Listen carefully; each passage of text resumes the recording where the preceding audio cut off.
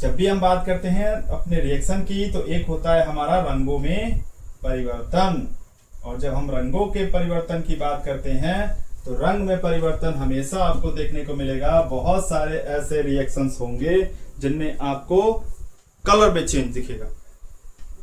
तो इसका सबसे अच्छा एग्जांपल ये है कि आप कॉपर सल्फेट का विलयन ले लें और कॉपर सल्फेट का सॉल्यूशन लेकर क्या करें, उसमें आयरन की कील को डिप कर दें। जब आप क्या करेंगे, कॉपर सल्फेट के विलयन में वो पहले से ब्लू है, उसमें आयरन डिप करेंगे तो कुछ टाइम के बाद क्या होगा, वो कन्वर्ट हो जाएगा ग्रीन इन कलर में। किसमें कन्वर्ट होगा, क्या मैंने बोला, ग्रीन कलर में वो कन्वर्ट हो जाएंगे। होता कैसे है, तो होता वो एक रिएक्शन है जिन्हें हम केमिकल रिएक्शन बोलते हैं, जिनमें कॉपर सल्फेट में जब आप कील डुबोएंगे तो कील का वो क्या होता है, वो क्या बोलते हैं उसको, सिंबल आयरन। तो आयरन को हम क्या सिंबल होता है, Fe। तो जब आप कील को डुबोते हैं तो Fe आयरन जो होता है वो क्या करता है, वो हाईली रिएक्टिव मेटल होता है जो कॉपर के सॉल्यूशन से कॉपर को डिस्प्लेस कर देता है। और जब वो डिस्प्लेस करता है तो बना लेता है क्या, आयरन सल्फेट। और जब वो आयरन सल्फेट बना लेता है तो फिर क्या करता है, उस सॉल्यूशन का कलर चेंज हो जाता है ना। चलिए, ये आपको हो सकता है कि आप बोले कि ये मुझे नहीं समझ में आया, तो आप अपने घर पे एक कर सकते हैं। आप एक गिलास में, कांच के गिलास में एक गिलास पानी, और उसमें आजकल हम लोग ज्यादा, अब तो बहुत कम हो चुका है, पहले बहुत यूज करते थे वो नीला कलर, देखा है ना। उस कलर की 2 बूंद डाल करके और क्या करिए, फिर उसको देखिए उसके कलर में क्या होंगे, चेंजेस हो जाएंगे।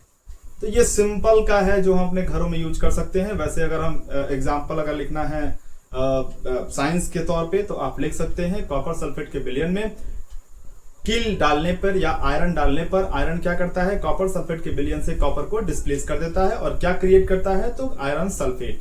तो आयरन सल्फेट का जो कलर होता है वो ग्रीन, कॉपर सल्फेट का जो कलर होता है वो ब्लू। चलिए देखते हैं कुछ रासायनिक अभिक्रियाएं रंगों में परिवर्तन द्वारा अभिलक्षित होती हैं, जाहिर सी बात है। तो कॉपर सल्फेट के विलयन में आप क्या करेंगे, लोहे की कील को डुबोएंगे। जैसे ही डुबोएंगे, देखा तो ये ब्लू कलर की है, दिख रहा होगा।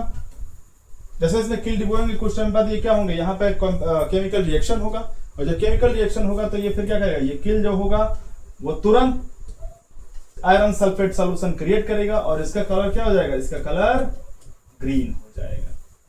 क्लियर है। चलिए, कुछ चीजें ऐसी हैं जिनको आप बार बार पढ़ेंगे, देखेंगे, समझेंगे तभी याद होंगे, है ना। अब आप चाहेंगे कि एक ही बार में आपको सब याद हो जाए तो ये पॉसिबल नहीं है ना। चलिए मिलते हैं नेक्स्ट पे। तो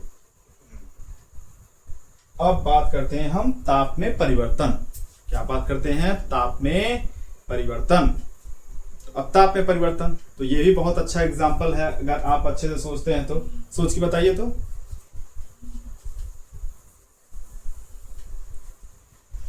चलिए, जब भी हम बात करते हैं चेंज इन टेम्परेचर, क्या बात किया मैंने, हमने बोला चेंज इन टेम्परेचर। जब चेंज इन टेम्परेचर की बात करते हैं तो ऐसे बहुत सारे आपको रिएक्शन मिलेंगे जिनमें क्या होता है, टेम्परेचर चेंज होता है ना। तो इसका सबसे अच्छा एग्जांपल ये है कि आप जाएं वो क्या कहते हैं दुकान पे, किसके दुकान पे, तो आप जाएं पेंट की दुकान पे, जहां पेंट मिलते हैं, वहां से जाएं और आप चूना खरीद के ले आए।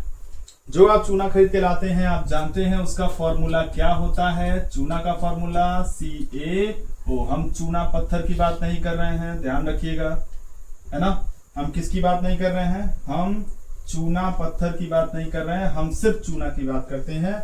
और उस चूने का नाम होता है क्या, उस चूने का नाम होता है बूझा हुआ चूना, सॉरी बिना बूझा हुआ चूना, बिना बूझा चूना। जब बिना बूझा चूना होता है तो इसका फॉर्मूला होता है CaO। और हमने पीछे पढ़ाया है CaO को हम क्या कहते हैं, कैल्शियम, क्या बोलते हैं, कैल्शियम ऑक्साइड।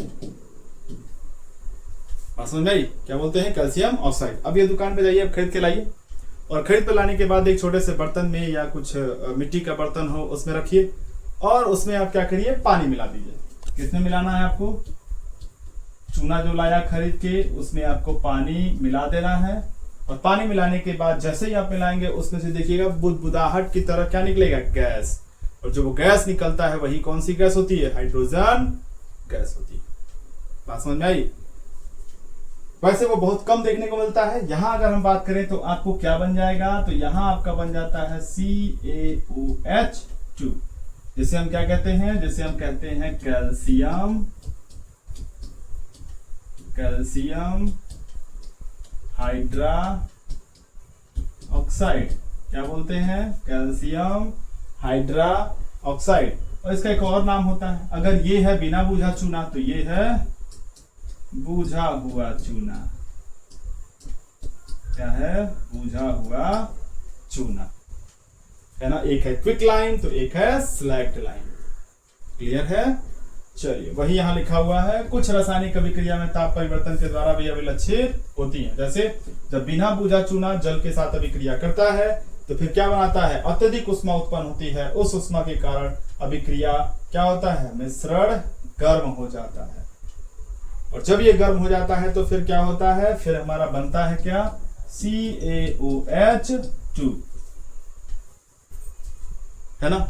ध्यान रखिएगा, यहीं पे आपको एक और फॉर्मूला जिसे कहते हैं चूना पत्थर, कैल्शियम कार्बोनेट, तो इसका फॉर्मूला होता है CaCO3। क्या होता है, CaCO3, कैल्शियम कार्बोनेट। क्लियर है। चलिए अब बात करते हैं अपने नेक्स्ट पे।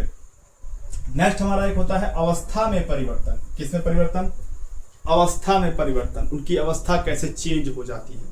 तो बिल्कुल जाहिर सी बात है, सॉलिड है कुछ टाइम बाद लिक्विड, लिक्विड है कुछ टाइम बाद सॉलिड। तो इस तरह के परिवर्तन जो होते हैं वो अवस्था में परिवर्तन बोले जाते हैं।